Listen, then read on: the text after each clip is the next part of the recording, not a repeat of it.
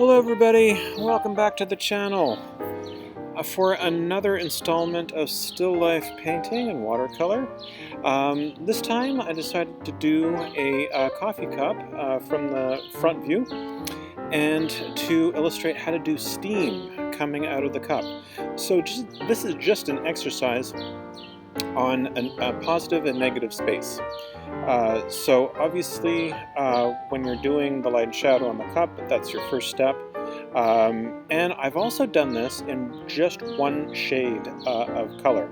I just picked brown, and it's a great exercise on the use of water to create lighter and darker shades of one color of your choice. And you could use any color you'd like in terms of this. I thought brown would just make sense in terms of coffee.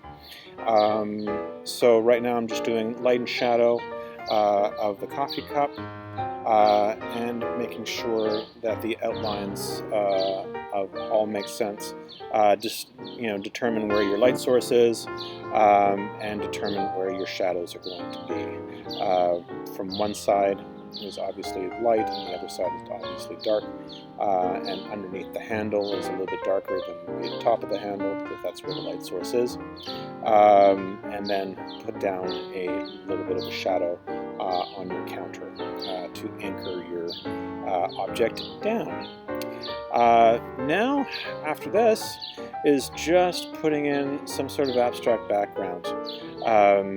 It could be, and obviously play with light and shadow and play with texture, darks, lights, put in some sort of horizon line maybe in the background just to anchor the counter. And as you can see, the white of the paper acts as the steam. So wherever you want steam, do not put paint. And then you could use a little bit of texturing, a little bit of beige, a little bit of dark browns to determine how thick you want the steam to be and the background to it. And after that, I'm just using a variety of different shades of brown and experimenting with how much water to use to determine the intensity of the smoke and intensity of the background. So I would have maybe a little bit of a focal point for the background, have a really nice deep spot, and then after that, have a variety.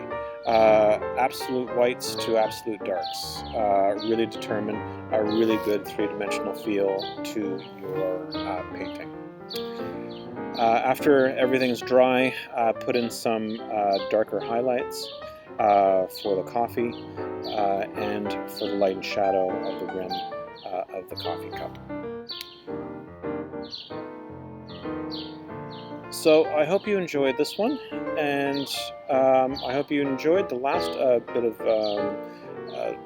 light and shadow and still life paintings. There'll probably be at least one or two more, and so please tune into this channel and hopefully you will enjoy.